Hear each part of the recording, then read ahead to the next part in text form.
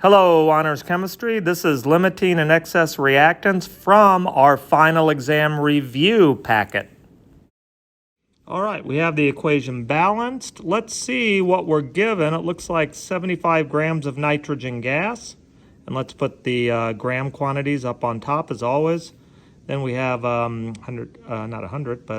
grams of H2 gas. Let's put that above. And now we want to determine limiting excess. Here's our technique. Let's convert both of these quantities to this product, and whatever yields the smallest molar amount will be the one that has to run out first. All right? Notice I have balanced the equation now. It's a 1:3:2 ratio.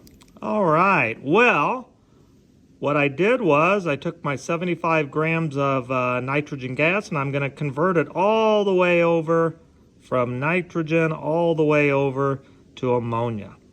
And here we go. So let's convert the nitrogen gas to moles of nitrogen. So there's 28 grams per 1 mole of nitrogen gas. Then I'm going to use the mole ratio.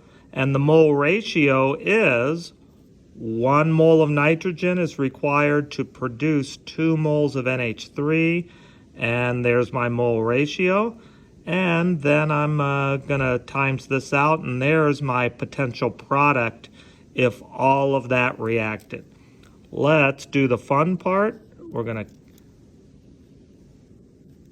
cancel, and we're left with moles of NH3. But I need to see how much is going to be produced if all of this reacts. So here's my hydrogen gas, 2.016 grams per 1 mole. There's my new mole ratio because we got 3 moles to 2 moles. So there's my new mole ratio. And then when I times this out, I get 3.33. Here is my limiting reactant. To be clear, the NH3 was produced from the limiting reactant, which is hydrogen. My limiting reactant is the hydrogen. That wins the battle for the smallest. In this case, the smallest becomes limiting. Now, I want to, I've got the limiting reactant. Let's determine the mass of the ammonia produced in the above reaction. So I've already figured out the moles using this equation, so all I need to do is convert moles to mass. So there we go. And that's my mass of NH3. So I'm going to write this here. I have 56 grams of product. By the way, it looks like that's a good example of a combination reaction. 56 grams total. I have looks like 85 grams here. I wonder what's going on. Has matter not been conserved? The answer to that is absolutely not. All of this has reacted, all 10 grams. All of these hydrogens are now over here. But remember, this is in excess.